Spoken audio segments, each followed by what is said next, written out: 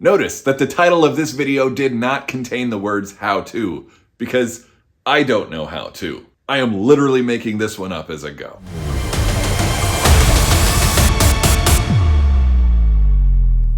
Hey Garage Fabbers, we are officially back on Caroline's Mighty Max. Are you as excited as I am? It's been months since I got to work on this truck. I've just been too busy. So busy, in fact. Want to see something depressing? Yep, I'm that guy. Middle of February, and I still got my Christmas lights up. Just been too busy. You want to see the garage? You guys usually get to see this wall right here. Just finished filming the bushing video. What you guys don't ever get to see is the floor. There's a 4G63 that we were working on a long time ago. Floor, the front of the Mighty Max has become a place to store things. You guys never ever get to see this side of the garage. It's just a 2-car garage, folks. This is where I cram everything in that I want out of the way of filming. It's pretty gnarly. You want to see the inside? You want to see the inside of the truck? You're not ready for this. You're not ready. You ready? Yeah, that's the inside of the Mighty Max. Just been too busy, but we're finally back on it. I'm going to clean this place up. Not going to show you that. That's boring. But as soon as we clean up the front of the Mighty Max, we got to start cutting and welding. We're going to put a new crossmember in, building the suspension from scratch, kind of from scratch. We're going to put it back exactly the way it was, but it's all going to be custom. So I got some ideas on that. You ready? I'm ready. Let's do this. I think a quick recap is needed on the Mighty Max project because it has been over 2.5 years since we last worked on the front end. 2.5 years. 2.5 years ago, we Z'd the frame, meaning from the firewall forward, I cut off the frame, narrowed it 4 inches, and then welded it back on 2 inches higher. The reason was to try to get a very specific set of wheels to fit behind the fenders and still allow the truck to lay frame on the bigger wheels. 2.5 years. A lot has happened in 2.5 years. COVID happened, the rear suspension happened, Keith C10 happened. 2.5 years. It's time to get back on it and pick up where we left off. This episode is all about this crossmember right here, which needs to go for a couple reasons. One, the original owner tagged it real good on something, but the bigger issue is that this whole frame was lifted 2 inches, which means the suspension components were lifted 2 inches. The motor mounts were also lifted 2 inches, which means the motor was also lifted 2 inches. And I don't have enough room under the hood for that. So I need to drop the motor back down 2 inches, but I can't do that because of this crossmember. It was really close to the oil pan already, so this has to go. Unfortunately, nothing's as easy as just cutting stuff out all willy-nilly because this crossmember is what holds the lower control arms in place. If I get rid of this crossmember, I don't have anything to hold the control arms anymore. So I can't just cut it out. I have to replace it with something else. After doing some brainstorming, I decided I'm going to support these bushings from the bottom by welding the bushings to this plate using some material, essentially making some bushing stands. And then I'm going to, with smaller material, connect this plate to the frame so that it can't move forward, back, side to side, which is basically just holding the bushing in place. I changed my mind a little bit and made this thing. Let me explain what's going on here. The truck is on jack stands right now, and the frame is 14 inches away from the cement. So I made this fancy little table that's 14 inches high. And the plan is to use these little guys to tack weld to the bushings and then tack weld to my little table that I made here. And that's going to support the bushings at the perfect height while I cut the crossmember off. But what this little table also does is it gives me a little place to rest my custom crossmember while I'm welding it in. It's 1/4 inch wall, so it's gonna be pretty heavy. So if I have something to set it on at the perfect height from the ground, this is gonna work out really nice.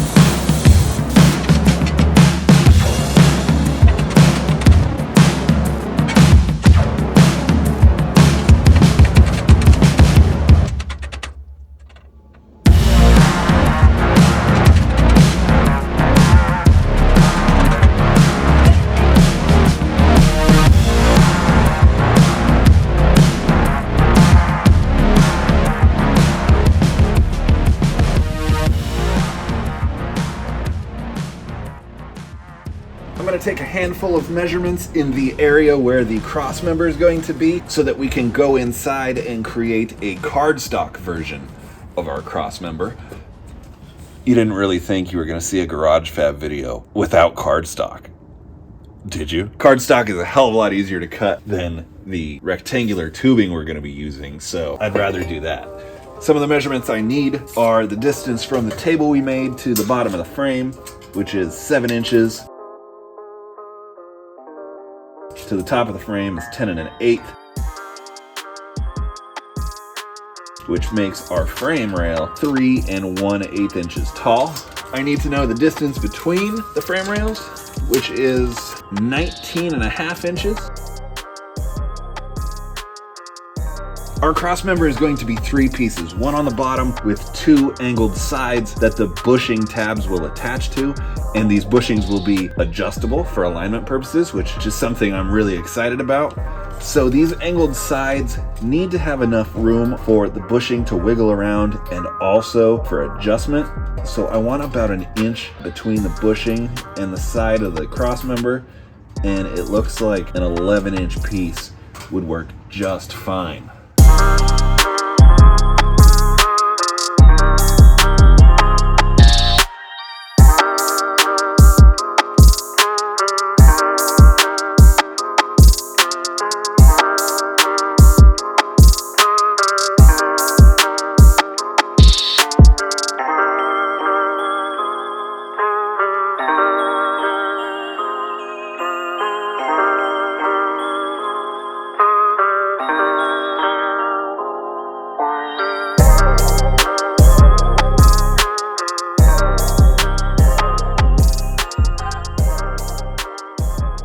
I got the template in place and it is horrible. Not happy with that at all. The entire purpose of replacing this crossmember was to make room for the oil pan when we drop the engine back down. And this crossmember doesn't do that at all. We got plenty of room for the adjustable bushings to move around. That's awesome. But just the way the design ended up being, let me go grab the oil pan real fast. That's just not going to work. This is going to rest on the crossmember. So what I think I'm going to do is I'm going to use this template to make another template that simply drops this center section straight down after the bushing, so we still have the inch that we need for the bushing to move around, but it just drops down and it will actually have a square bottom rather than this kind of V shape. So I'm going to run and do that real fast and we will try this again.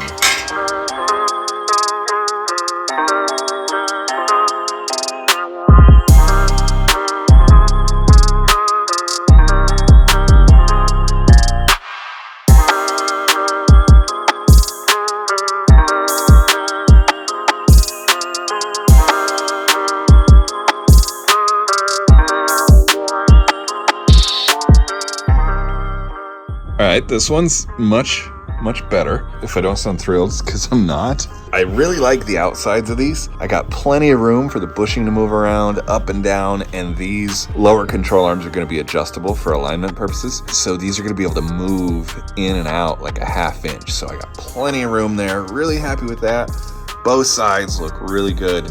And now the oil pan fits in the center section, which is why we redesigned this in the first place.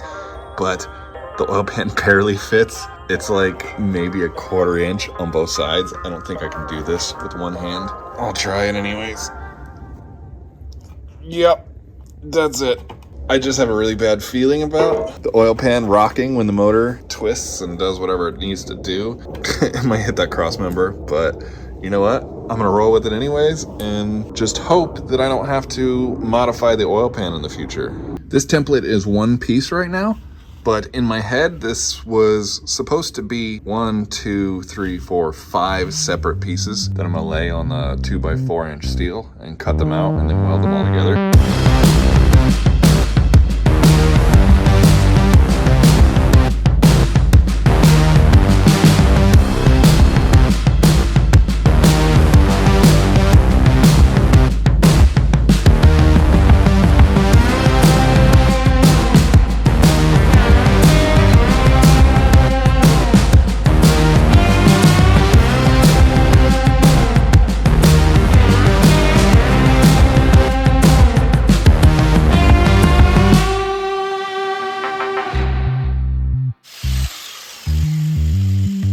I've got all the individual cross-member pieces cut out. All the corners are beveled for welding. I did that mostly off camera because it's really tedious and boring. They are ready to be welded together into one piece, and there's something I want to try. I wish I would have thought of this before cutting my template into several different pieces.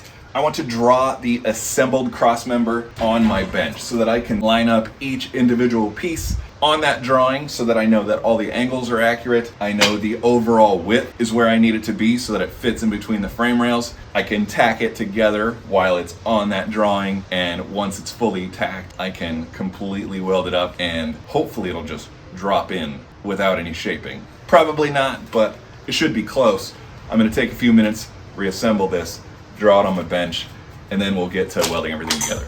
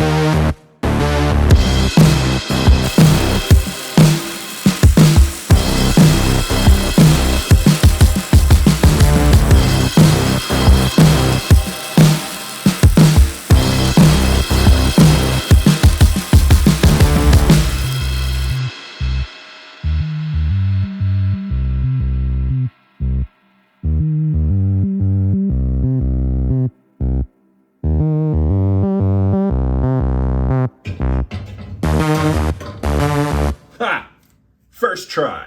I wish it was more like the 18th try of removing just a little bit of material off the ends at a time until it fit perfectly between the frame rails. But it's looking really good, so I'm nervous, but I think I'm going to fully weld it in. I'm legit scared right now. This just seems to be in a really awkward spot that would be really difficult to cut out if I find that I did something wrong. But I've measured twice, 4 times actually. So here we go.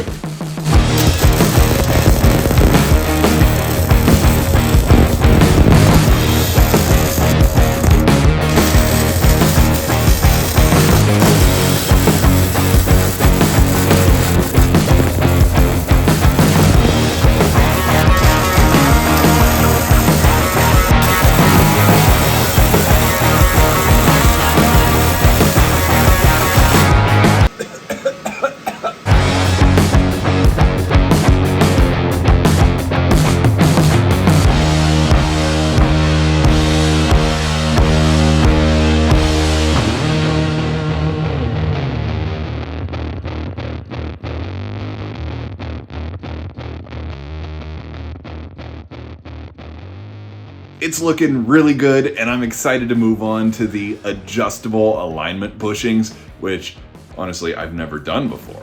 So I'm really excited about that, but I don't have the alignment cam bolts yet, so that's gonna have to wait until the next episode. So until then, my friends, as long as I don't die from breathing in this smoke of burning oil and old paint, whatever the hell that is, keep moving forward. Gotta get out of here right now. Right now.